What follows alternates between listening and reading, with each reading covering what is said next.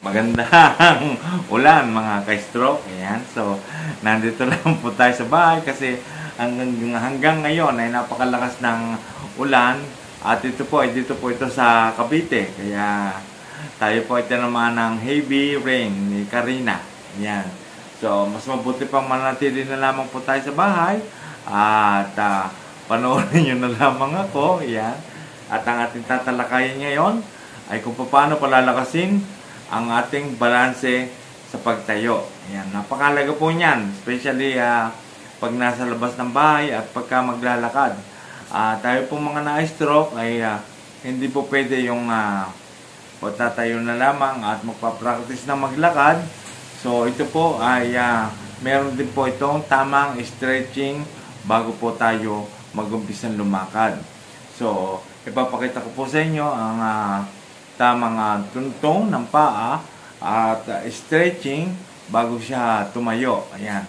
So, samahan nyo ako mga ka-stroke at especially do sa mga bago pa lamang dito sa aking channel ay inyo pong i-subscribe at i-like at inyo na rin pong i-share para may bahagi natin sa mga kagaya nating na stroke ang ating experience tungkol sa unti-unting pagbangon. At yun na rin pindutin ang notification bell para updated kayo lagi sa mga video kagaya nito.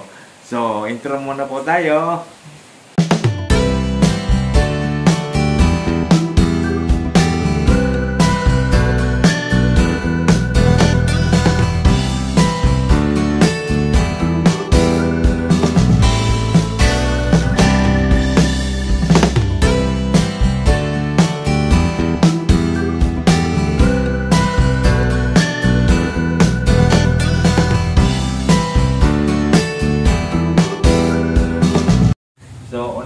Papakita ko na po sa inyo. Ang una ay stretching sa paa. Yan, diretso ganito. Mahalaga rin po na ang ating medyas ay kulay violet. Tapos puti ang ating jacket pants. At pink ang ating t-shirt. Ganito. Diretso lang siya ganyan. Yan. Tapos, tutuunan nyo rito. Yan. Ganyan. Pwede rin siyang 10 seconds o 5 seconds, parang ganito. Yan. 1, 2, 3, 4, 5. Ayan. Paulit-ulit lamang po yan. At 3 beses din po yan ang set niyan. 4 lang, ganyan. Diretso po, isagad nyo po yung inyong alak-alak, kailangan nakababa. Yung nararamdaman mo na parang masakit dito. Yung po ang na-stretch po siya. Yan, ganyan. Gagawin nyo po yan tuwing bago kayo lumakad para maayos ang inyong balanse. At yan. So, yun po. So, ang sunod po ay nakahiga po tayo, hihiga po tayo. Ayan. Ito pong stop twist na ito ay malaki rin po ang gagampanan nito sa pag-stretching ng ating paa. Kasi po siya ay uunanin natin. Kaya nakahiga po siya. Tapos nakahiga po tayo. Ayan. Una pong gagawin natin step ay nakadiretso pong ganyan ang paa. Tapos ito pong mahinang bagi na tinamaan na stroke na paa ay ipapatong nyo pong papaganyan. Ayan. Alam kong makakaya nyo yan ay ganyan. Tapos ito pong kamay na malakas ay ipipigil po dyan. Tapos gaganyan po tayo. Po tayo. Ganyan. Tiga, natatawa ko kasi masakit eh. Masakit siya dito. Ayan. Ayan, hindi ko ganyan. Ayan. Pwede rin siyang 10 seconds o 5 seconds. Parang ganito. 1, 2, 3, 4, 5. Ayan, ganun po nakaganyan. Dito po, mararamdaman nyo po ang masakit siya dito. Ayan, pwede rin nyo rin pong gawin ganito. Nakaganito. Tapos pumalaga rin po itong intuturon na itutuwid. Kasi po, kagagat. Pero ang totoo. Ayan, ganun po. Ayan.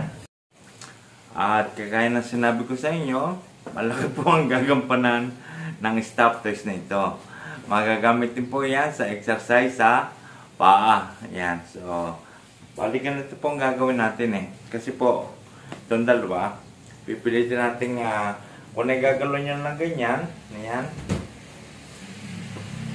Yan. Ilang din po kayo ng 5 or 10. Pero mas maganda kasi 10 or 12. Yan. Parang ganyan. 1, 2, 3.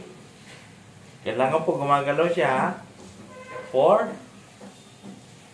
5. Ayan, ganyan po. Ulit-ulit din 3 beses. Tapos pagka palagi nyo pong ginagawa yun, ay pwede po natin siyang gamitan ng stop toys. Ayan po. Ayan. Ang pangalan po niya ay Adore. Ayan. So gagamitin po natin si Adore. Ang gagawin po natin kay Adore ay atin pong i-squeeze. Ayan. Nakadaan dito po sa baba. Ayan. Kasi malalaman natin kung malakas na. Ayan. Ganyan po. 1, 2. Ayan. I-squeeze nyo. 3, 4, 5. Parang sagutan dapat pala ganito mo lang. Ayan. Ayan. Nakaharap ka dapat. Parang ibang ginagawa ng teddy bear eh. Ayan. Si Edor. Ibang ginagawa ng Edor eh. Ayan. Nakaganyan. Pipigayin siya. 1, 2. Pwede rin kung wala kang ganito. Unan. Pwede unan. Ayan. Ayan. Paganyan. Paulit-ulit rin. Mas maganda kung tig sa 10. At 3 sets siya. Ayan. Ganyan po. Ayan. Oh, hanggang ngayon eh, tumatama pa rin yung kanina nakakapagtagilid rito eh. Kasi po yan, dapat ito po ang ma-exercise at saka po ito. Ayan, nandito po kasi ang bigat niya eh. Ayan. So, ang sunod ay tayo nakatayo. Mahalaga rin po gumamit tayo nito. Walker. Ayan, kung wala pong walker, kahit po upuan o sandalan sa upuan ng monoblock, ay pwede rin nyo pong gamitin. Pero mas maganda po kung meron kang ganito, para alalay lang po siya.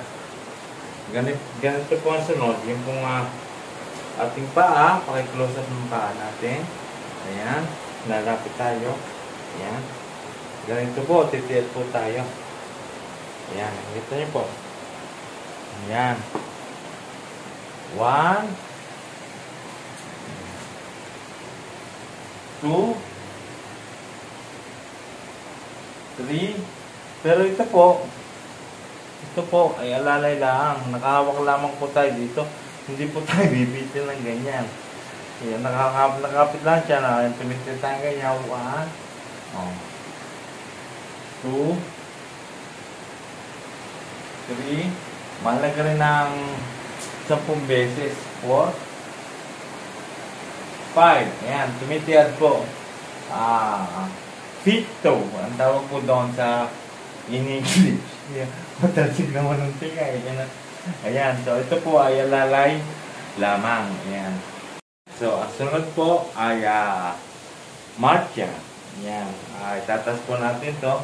Mahaligan din po yung para tumibay po ang ating hita at importante po ay ang tuhod. Kaya mahalaga rin itong marcha. Ganyan po. 1, 2, 3, 4, 5. Ayan. 3 beses din paulit-ulit. Hanggang sa kayo ay mangawit. Ayan. Ayan. Pagka kayo napagod na, ito po, pwede niyo po itong ihagis. Kung pagod na. Ayan.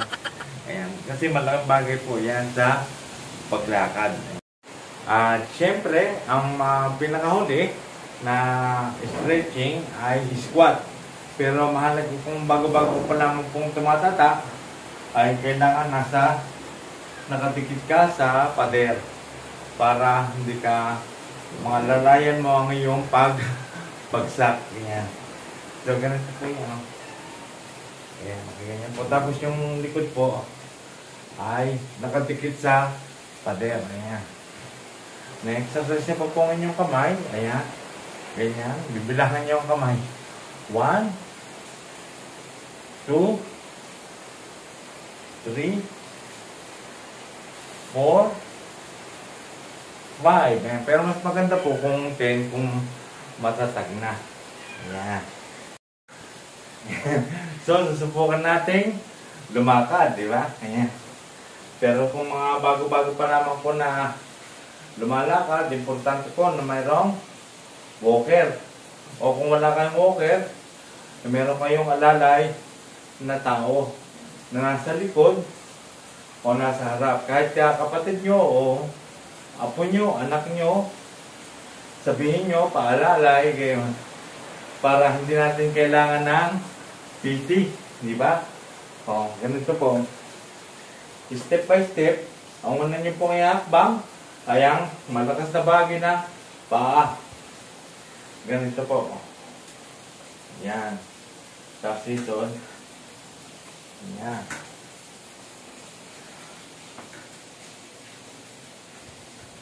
Yan. Tapos ikot. Tapos gagawin natin mamaya ito nung walang walker. Yan. Basta lagi siyang hiniliko ang paa. Ayan. Kung hindi pa po masyadong mahiliko, kahit ganito. Parang ako noon na ganyan. Ayan. Basta lumiliko siya, ganyan. Ayan. Pilitin nyo iliko. Ayan. Kasi pag hindi nyo niliko, masasanay kayo ng ganito. Ayan. Nakaganyan nga pala. Ayan.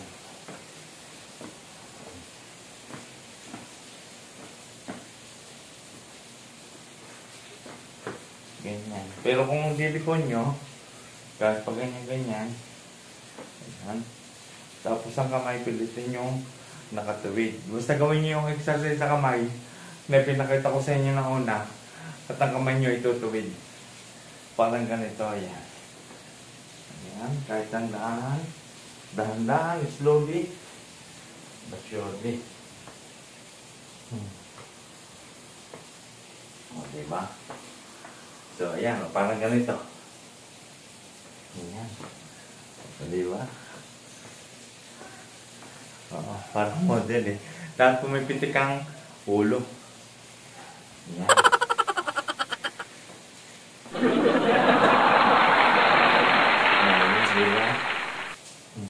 Ayan. So, mga ka-stroke, yun po nga aking mga ipinakitang stretching at exercise. Ayun po ay para sa pagbalanse sa pagtayo. Lalong-lalo na ngayong tagulan. Ayan. Marami kasi sa ating mga na-stroke na medyo lumakas lamang ay matitigas din ang ulo kahit na ulan na ay lumalabas.